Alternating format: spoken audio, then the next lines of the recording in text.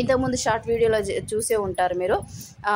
దీని రెసిపీ పేరు కామెంట్ అయితే చేయండి అనేది అయితే షార్ట్ అయితే పెట్టాను కదా, దానికి సంబంధించిన ఫుల్ వీడియోనండి.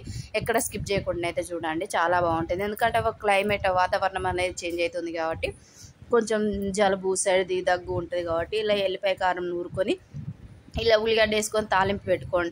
అందరు చింతపండు వేసి చేసుకుంటారు. ఉల్లిగడ్డ అనేది కొంచెం కచ్చా పచ్చాగా దంచుకొని చేసుకుంటారు. అలా కాకుండా ఇలా ఆయిల్లో అయితే ఒకసారి ఉల్లిగడ్డ వేసి ఫ్రై చేసుకొని అయితే ట్రై చేయండి. మీలో ఎంతమంది ఇలా ఉల్లిగడ్డ ఆయిల్లో వేసి ఫ్రై చేసుకుంటారు, ఇలా అయితే ఎంతమంది అయితే ఇలా చేసుకుంటారు అనేది కూడా కామెంట్ చేయండి. మీరు ఎవరైనా చేస్తే కనుక కామెంట్ అయితే చేయండి. నేను చేస్తాను, ఒకసారి అలా చేస్తాను, ఒకసారి చింతపండు వేసి చేస్తాను. అంటే నోరుకు మనం సర్దైంది కాబట్టి చింతపండు పులుపు అని కొంచెం ఆలోచించి అయితే ఇలా ఎక్కువసార్లు ఇలా చేసుకుంటాం. ఎందుకంటే పిల్లలు కూడా చాలా ఇష్టంగా తింటారు. ఎందుకంటే వర్షాలు పడుట్లా వాతావరణం అనేది చేంజ్ అవుతుంది కాబట్టి ఇలా ట్రై చేస్తే పిల్లలు కూడా చాలా ఇష్టంగా తింటారు.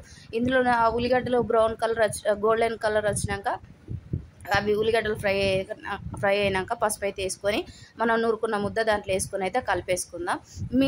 నేనైతే పిల్లలు ఇద్దరు ఉన్నారు కాబట్టి వాళ్ళిద్దరికైతే చెరోటి ఉడకబెట్టి నేను గాట్లు పెట్టుకొని దాంట్లో వేసుకున్నా.